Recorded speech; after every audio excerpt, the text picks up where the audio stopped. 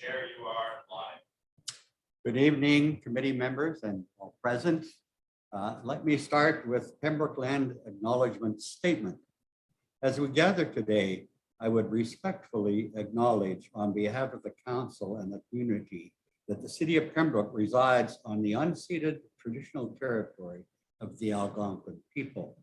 We thank the generations of people who have taken care of this land for thousands of years. It is with this statement that we honor and respect the Algonquins on whose land we reside. I now call the Planning and Advisory and Adjustment Committee meeting of Monday, July 24th, 23 to order. Approval of the agenda. Mr. Chairman, Yes. I would move that we move item number 6C to above A and B. Yes. All those I'll second. seconder, all in favor? Thank you very much.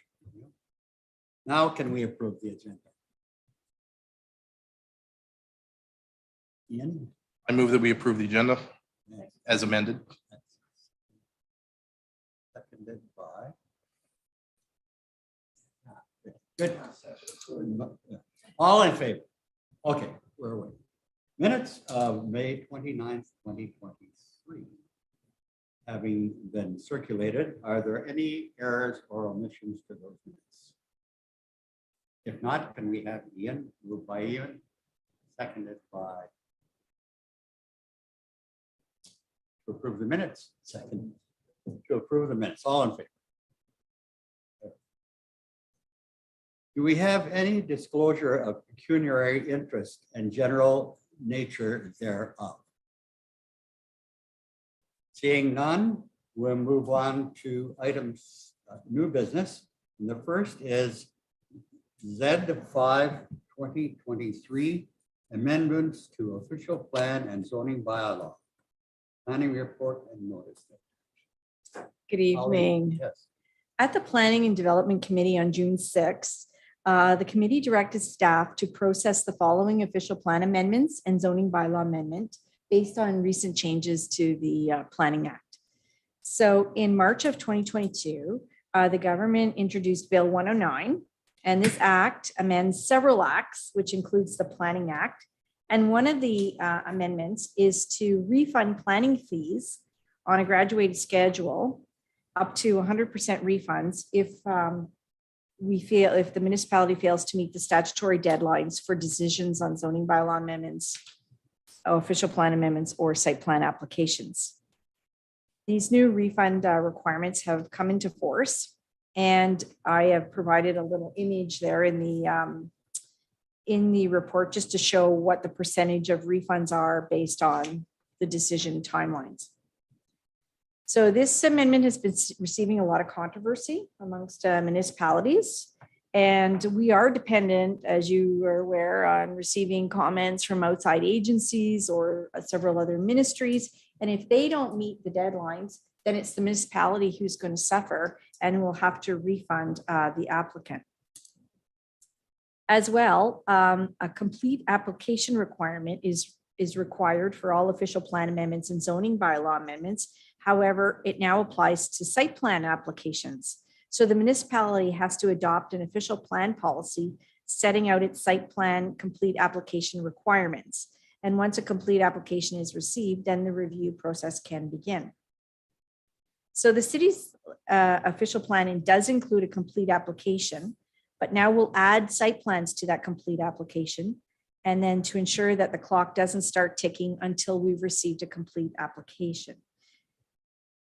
So in order to address the risk to the city of having refunding planning application fees, a change to when studies are reviewed is being proposed. So presently, we get an application and then we get the studies. What we're going to be doing is getting the general direction, and that's based on other municipalities as well, is that we'll be getting the studies upfront. We'll review the studies. If there's any reviews or any changes, revisions that are needed to the studies, then we would ask that the applicant make the changes, And then once the studies are back, then we would consider the complete application and then the clock would start ticking. So that will help alleviate the refunds to the applicants.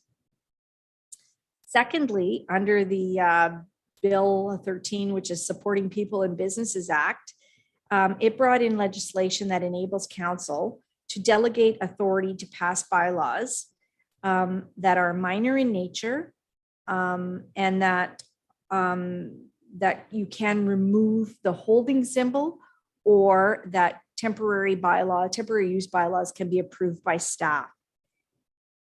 This policy is proposed in the official plan amendment, would include establishing provisions to allow council to delegate, if it so chooses, the approval of zoning amendments that are considered minor in nature, such as the removal of holding symbols and temporary use provisions. To delegate the authority to pass bylaws on these matters, the Planning Act requires that the official plan provides policies to specify the types of bylaws that may be delegated. So the proposed amendment would establish policies that enable council to delegate the authority to remove holding symbols or to authorize the temporary use of land, buildings, or structures by staff. This is just a policy at this point. So if council approves it, it's a policy in the official plan.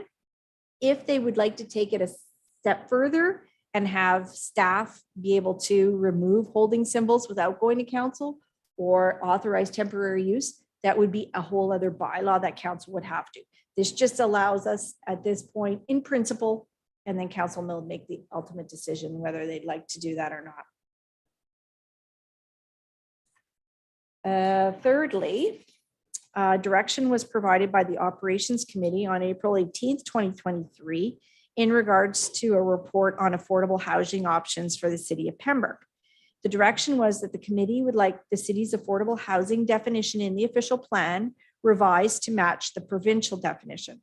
So presently we're saying in the case of ownership or rental housing, it's the price is 10% below the average purchase price of a resale unit, or it's below the market rent of a unit. So it doesn't really tell us what percentage below is. It just says as long as it's lower.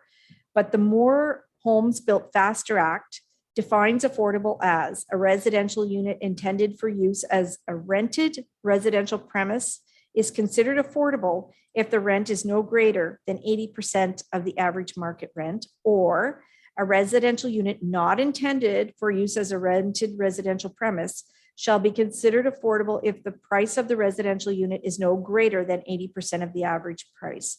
So at this point, we're asking to the city's official plan remove the existing definition and replace it with the new, the More Homes Built Faster Act definition. And then we're more compliant with the provincial definition. Finally, the new act now requires that official plans and zoning bylaws permit second and third residential units as of right in detached, semi-detached, or townhouse dwellings. So the units can be provided both interior to the principal dwelling or one interior and one detached. This doesn't require rezoning, nor do the neighbors have to be notified. And there are no appeal rights for these additional units. The government, through its act, has said that the municipalities must amend its official plans and its zoning bylaws to meet this new requirement. So the planning department is recommending the following changes to the official plan and the zoning bylaw. One, that the definition of a complete application now includes site plan agreements. The possibility of delegation authority for the removal of holding symbols and authorization of temporary uses be approved. Amend the definition of affordable housing to be consistent with the provincial definition, and to allow third units in the official plan and zoning bylaw in single, semis, and townhouse development.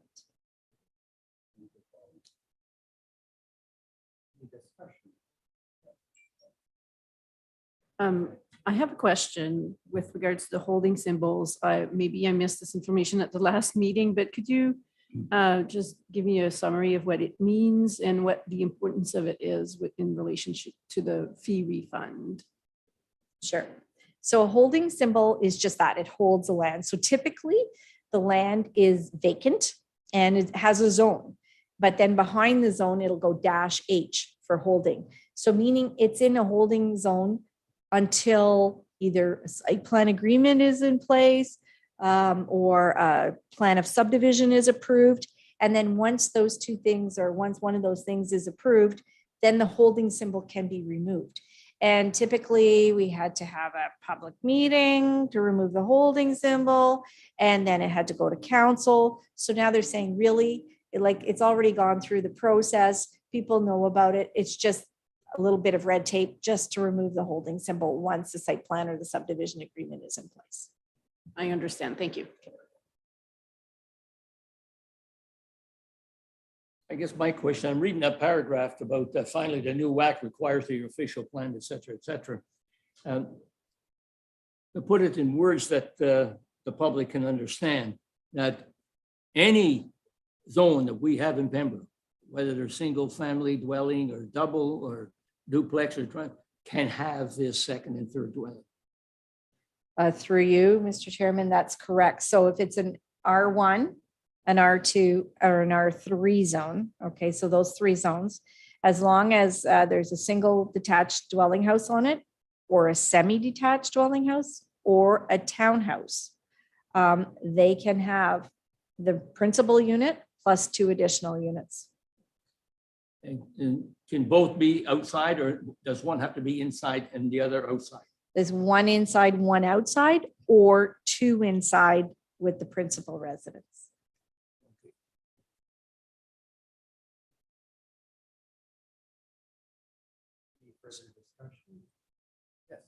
I guess there's not going to be an opportunity here for the NIMBY situation occurring, not in my backyard. So it can happen anywhere in the R1 zone. Through you, Mr. Chairman, that's correct. And that's the provincial government in their changes have made significant changes with severances and minor variances that don't allow the neighbors the right to appeal. So, and they've also included this as not appealable either. They're So, non-appealable. no. So that situation we had about a year ago, whenever up in the East End, whenever there was the intent of building a duplex in an R1 zone, and there wouldn't have been any, that would have been automatic. It is automatic now. So, so any of those, say in that area or any area, like on that particular street, all those single family homes could have an additional 2 units without any zoning or any appeals or any concerns from the neighbors. Interesting.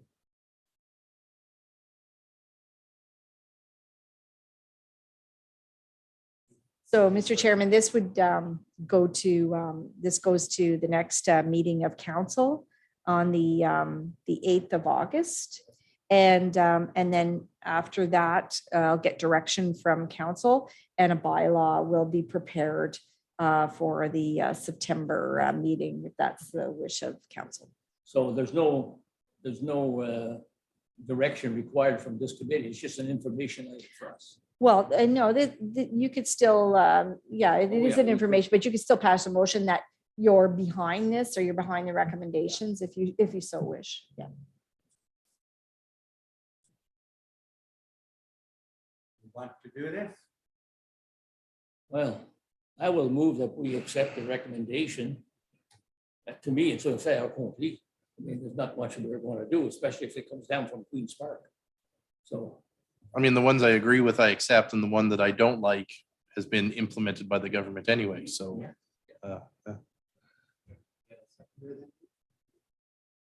Any further discussion? All in favor? Thank you. Thank you. The next item on the agenda is B3 2023. Colleen, 947. 947. turn the air conditioner. Oh, Thank you, Mr. Chairman. The applicant, Catherine Donovan, has submitted a site plan to sever her existing lot at 947 Lee Street so that a new additional lot is created for future residential development. The existing property is zoned residential type 2, R2 by zoning bylaw 2020-05. Currently, a single detached dwelling and a detached garage exist on the property. Ms. Donovan proposes to maintain the existing single detached dwelling on the retained lot while also maintaining the detached garage on the severed lot until such a time that a development proposal is brought forward for the new lot. The retained lot would have a frontage of approximately 73 feet, a depth of approximately 72 feet, and an approximate area of 5,293 square feet. The retained parcel would maintain the R2 zoning, but the proposed severance would result in a lot depth deficiency of 28 feet, which is short the required 100 feet, and a rear yard setback of 19 feet, which is 6 feet short of the required 25 feet from the existing single detached dwelling, hence the requirement for a minor variance for the retained lot.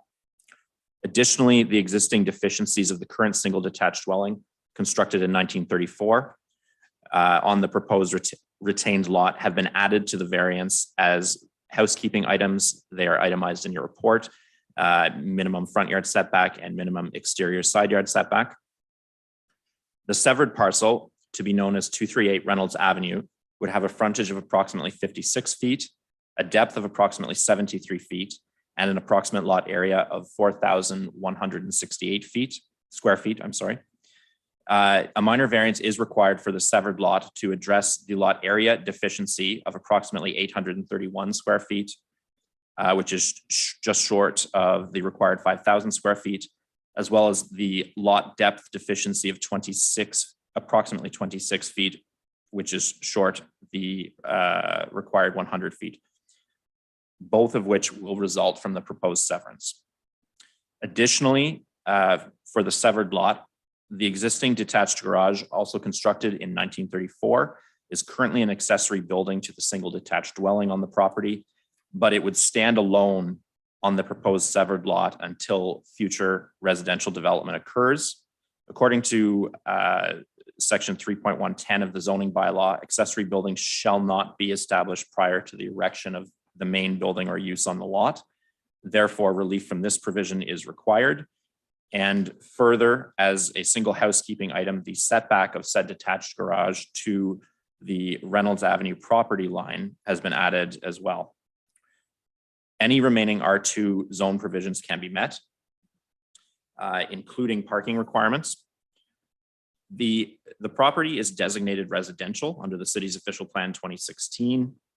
As the proposed severance and variances will allow for a new lot to be created for future residential development within an already built up area with existing servicing, this application is strongly in keeping with the official plan. Further, 947 Lee Street is located approximately 0.16 kilometers from Pembroke Street West, which is designated the city's arterial road by the official Schedule B of the official plan. This provides for strong vehicular transportation links throughout the city via its connections to collector roads. Regarding the provincial policy statement 2020, these applications represent residential intensification. As such, they are also in keeping with land use patterns that include an efficient use of land and infrastructure. Therefore, the application meets the intent of the provincial policy statement as well. A note that a 5% parkland dedication fee will be required to be paid as a condition of the severance. The planning department is recommending that the committee approve, subject to conditions, the applications for consent to sever and 2 minor variances for 947 Lee Street. Rowan, were there any submissions received regarding this application, Rowan? No submissions nor any informational inquiries were received. However, the applicant, Catherine Donovan, is present this evening to represent her application. Yes. Anyone representing the application present? Yes, yes. Please. State your name, please, and yes. Catherine Donovan. Yes. And what have you to say regarding the application? I hope it goes through. Okay, thank you. Any other parties? Thank you, Mr. Chair. So I know this area quite well, having grown up on Bronx Street and having spent 4 years catching a bus in front of your house back in the early 2000s.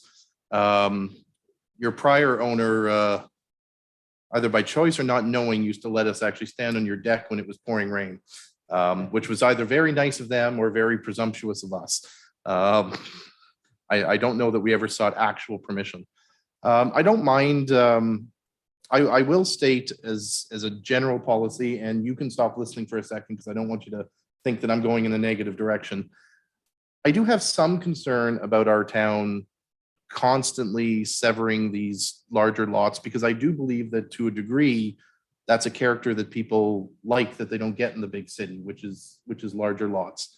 The reason I told you to stop listening for a second is because in this particular case, it is right next door already to an intensified area with the county housing and whatnot. So I wouldn't consider this to be an outlier like I might on a different street where we're almost seemingly breaking it up for no particular reason other than infilling. I realize that infilling is a provincial policy at the moment, but I also believe that policy has a lot to do with Toronto and Mississauga and Brampton, where they don't have any spare room. So the only thing that they can do is start shoving things in. Generally speaking, I would prefer that that's not what we did throughout Pembroke, which is just severing every lot that we can find and cramming things in. Because again, I think we would lose our sort of our distinct nature as being a small town with nice size yards and whatnot. My real question is, at the moment, I looked at the drawing and whatnot. The drawing shows the one garage structure. Is there still the second outbuilding as well? And do we need any relief for that one, Owen? Depending on her answer, I guess. It's being removed and I'm in Okay. the process of Okay. organizing that now. Okay. So generally speaking, I'm in favor of this one, but I did just want to state for the community's benefit, because in some ways I'm a newer, well, I guess at least two of you are older members, and I did want to let it be known that, I'm perhaps not always in favor, just because every severance comes before us to chop up our larger properties. I might not always be in favor of those, but I think you've done a lovely job with the house. I think you're the one that installed, I'm going to call it a rock garden in the front, which looks absolutely beautiful. So I think as far as Lee Street goes, you've done a service to this street that I grew up traveling and biking around, and I thank you for your application. I'll be in support. Yes. Well, if Councillor Keel is going to brag about his association with the area, maybe I'll throw my name, because I grew up on Reynolds Avenue. And in my day, that intensification, that was an open field right behind your spot there. That's where we played. That was our ball field and so on. But I do share some of the concerns that the councillor has mentioned. And it really don't, as he said, don't take this personally. It's kind of a general thing. You saw it to me, another item which talks about intensification and increasing density and so on. And I think that this advisory committee is going to look at each individual case. There are going to be some cases up there where I think maybe we're not going to agree. And but in this particular case, I think it's a slam dunk affair. I would certainly am prepared to support the application for the severance. Yes. This is an interesting discussion going on here. I'm in favor of the application. I'm guessing that you want to sell the severed lot. And in this context, it does make sense. But maybe for further discussion, that maybe at another point, different platform, the city should consider having some parameters for when is it appropriate to allow severance and when is it not? Because what happens when it's left to the discretion of a committee is bias can come in, and I just don't like that person, or I don't like this area of town, and then it kind of skews the conversation. And it's not necessarily, like, it becomes a different beast. So that's all I'm going to say tonight. Any further discussion? One point, Mr. Chair, just to add the fact that the 1934 garage, I'm surprised that Owen put that in there for a minor variance application. I've seen the location also, and the garage, in my opinion, will probably be removed whenever the lot is sold and developed or whatever. Did you want to add? We've actually done a lot of repair to the garage in the last 3 weeks, so you might want to drive by again. Drive by It again, looks okay. brand new. I have pictures if you'd like to Oh, see. very well, okay, very good. Because it was 1934, I was sure it would be demolished and the new building go up, but that's fine. I have no objections, Mr. Chair, to the proposal. Through you, Mr. Chair, the existing garage, it may well be considered, it may well be able to acquire legal non-conforming status. But with the minor variance already triggered by the lot deficiencies, we're simply, we're getting the applicant, if you will, bang for their buck in including it in the minor variance application. They're already paying the fees and going through the process. So that is why we add on any existing deficiencies, but the minor variance wasn't triggered solely by the presence of the garage. It was triggered by the lot deficiencies.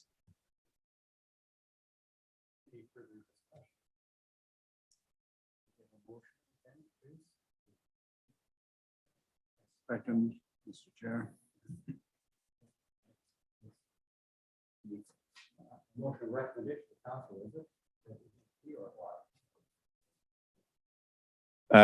Through you, Mr. Chair. No, this committee of adjustment holds, this is the final decision of the city for this application. There is a 20-day appeal period. The consent is provisionally granted, which is contingent on the conditions that are itemized in your report, and they'll be itemized on the decision that you sign later this evening. But this application does not go to city council.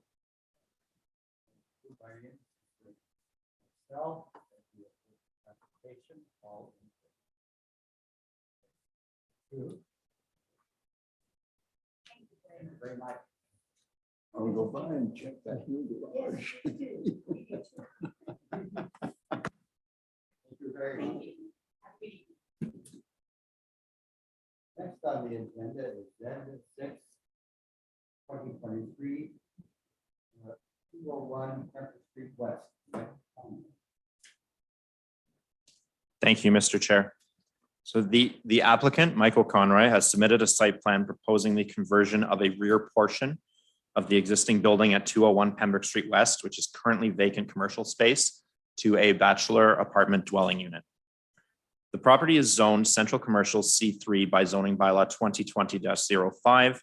The C3 zoning includes the permitted use of dwelling units above and or below ground floor non-residential uses, meaning that under the standard C3 zoning, the proposed ground floor residential use is prohibited. Therefore, site-specific Central Commercial -14 or C3-14 zoning is proposed and recommended to permit the use of 23% of the gross floor area at the rear of the existing building as an apartment dwelling unit. Additionally, the property has existing lot and setback deficiencies, relief for which is to be incorporated into the site-specific zoning. These items of relief are itemized in your report. Minimum lot area, minimum lot frontage, minimum front yard setback. The proposed bachelor dwelling unit would be 45 square meters.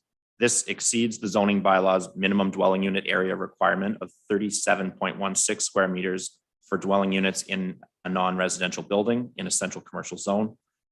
The remaining commercial portion at the front of the building, currently the C3 permitted use of a bakery at 146 square meters, would comprise the majority use, or 77%, of the gross floor area of the building, and would continue to use the full Pembroke Street West facing facade. No addition to or modification of the existing building footprint is proposed. The property is surrounded largely by other properties zoned Central Commercial C3, as you can see in the attached mapping with your agenda packages. A vast majority of these properties are of a mixed-use nature with apartment dwelling units above ground floor commercial uses. As such, the proposed site-specific C3 zoning is highly compatible and in keeping with the surrounding zoning. Further, similar site-specific C3 zoning was approved in 2015 for 108 Pembroke Street West, which was C3-33, allowing for up to 50% of the rear portion of that existing building to be converted to residential uses. Regarding parking, for commercial uses, the zoning bylaw requirements are based on the floor area of the applicable use, whereas for residential uses, the requirements are calculated based on the number of dwelling units in question. In this case, the parking calculation for both the current and the proposed use is a requirement of 2 parking spaces. As the proposed use does not result in a change in the number of parking spaces required, the zoning bylaws parking requirements can be considered met. The property is designated central commercial under the city's official plan 2016. According to the official plan, the central commercial area, or essentially the downtown, will be developed and recognized for a mix of commercial, residential, and institutional land uses, which together are intended to make for a people-oriented, healthy and vibrant community core or downtown. Further, the official plan states that new development shall remain as compact as possible in order to serve pedestrians most effectively. Infilling shall be encouraged. The proposed zoning is strongly in keeping with these directives because the residential use is compact infilling, is located in an area with ample amenities to encourage pedestrianization, and the majority of the building, along with the full frontage of Pembroke Street West, will remain storefront for the buying and selling of goods. Further in line with the official plan's directives, the development is currently serviced with municipal water and sewer services, as well as waste disposal. And the requirement of a building permit for the development will trigger the approval of the operations department to ensure adequate servicing capacity. Finally, from the official plan, the property is located on Pembroke Street West, which is, again, the city's arterial road as designated by Schedule B of the official plan, providing for strong vehicular transportation links. That stated, a further section of the official plan has sidewalks constructed to an appropriate municipal standard on 2 sides for an arterial road, which Pembroke Street West has, again, allowing for easy pedestrian movement throughout the downtown core. And it furthers the aforementioned official plan goal of a people-oriented, healthy and vibrant core or downtown. This application is strongly in line with the provincial policy statement 2020.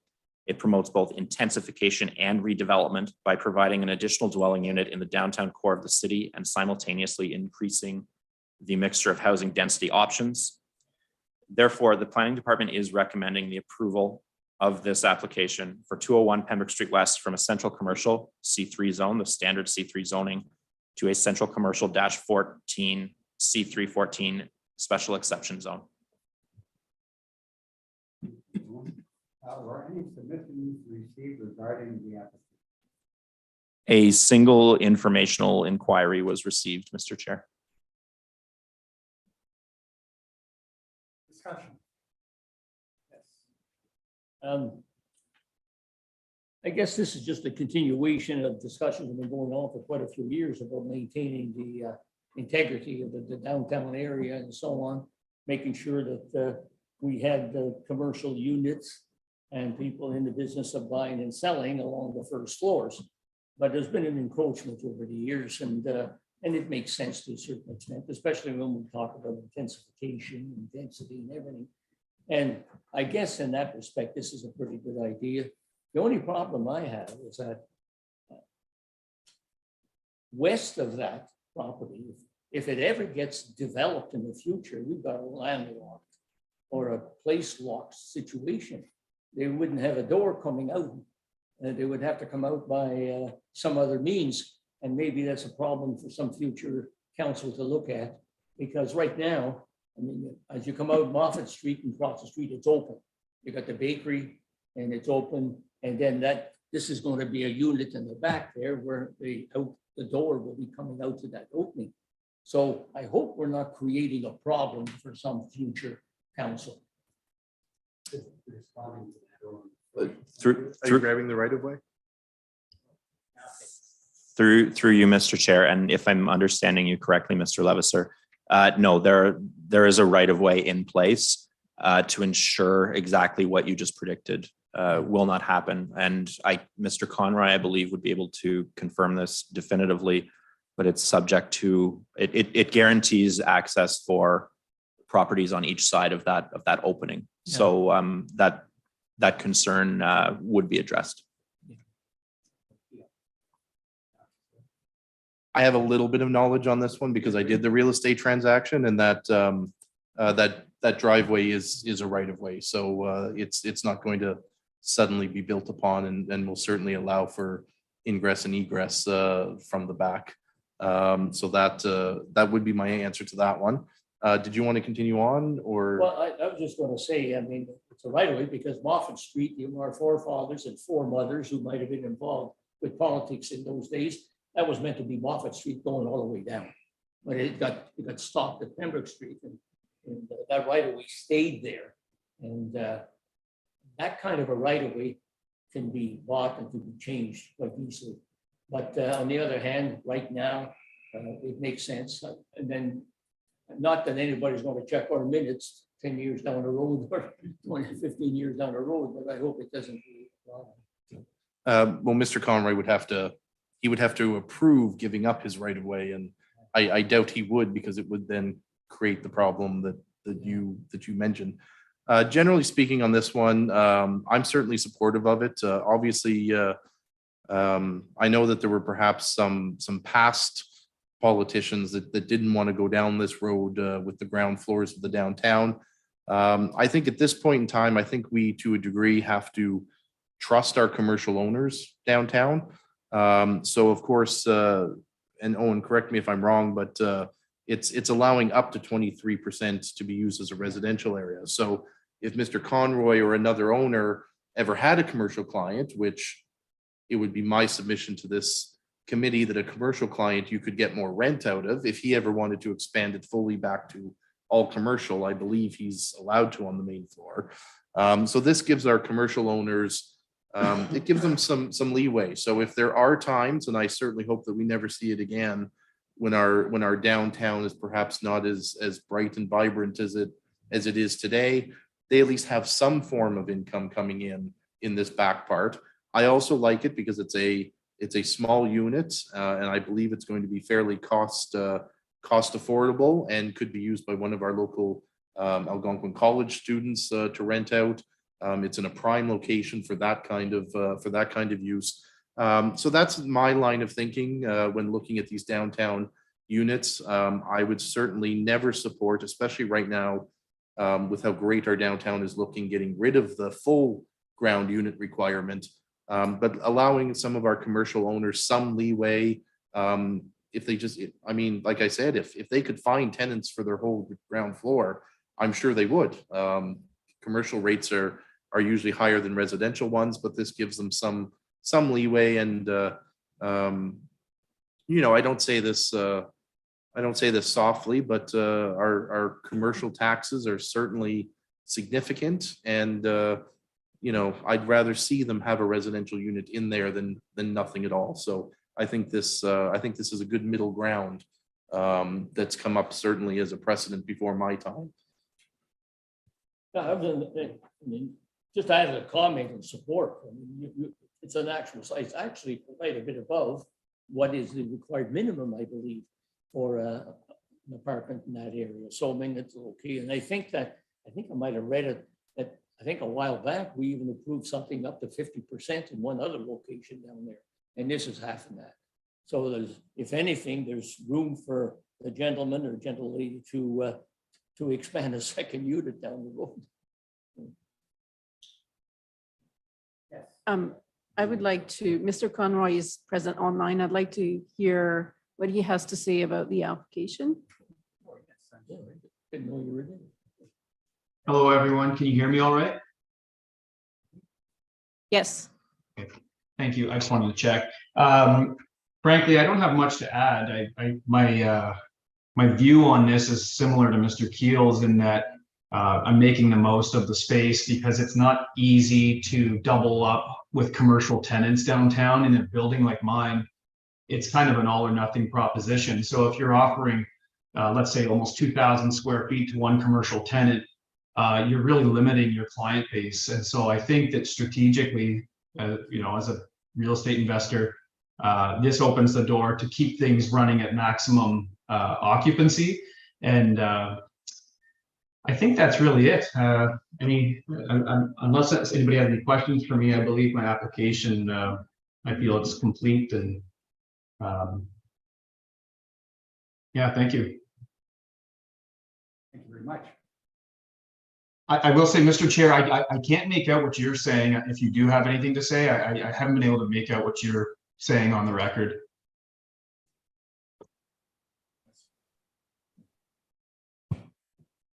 Yes, okay, thank you very much. Any further discussion? We have a motion, please. Moved by Ian, seconded by Marcel, that we accept this application. All in favor? Harry, thank you very much. Thank you. Mhm.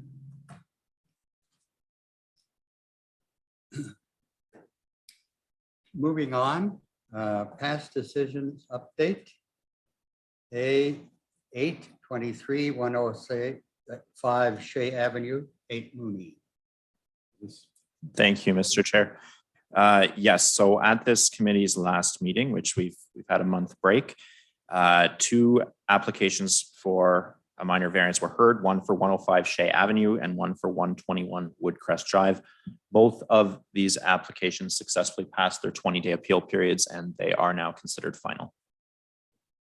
Thank you very much.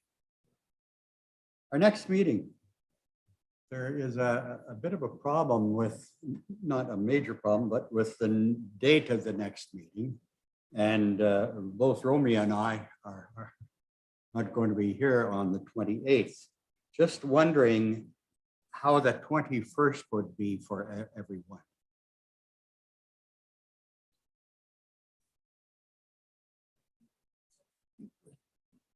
Okay, so, and I don't know about Ed, but I would think that he's going to be, okay as well. So then can we schedule it then for the 21st of August? Yes. Through you, Mr. Chair. So I'll reach out. We also have to check on our end with with our applications and our notices. We believe it'll be fine, but I'll confirm with each of you tomorrow morning. Also, so by tomorrow morning, if anything, if you detect anything in your schedules, and I'll check with Councillor Jackno as well. But if you could let me know by tomorrow morning, that would be great. Thank you. Anything further? Not, I'll ask for a motion to adjourn. Motion to adjourn. Thank you. Motion. We are adjourned. Thank you. I don't think we need a second to the right motion, but anyway. Okay. Thank you. Okay. Is it raining? Gee, the sun was shining. No, I pulled my car up front.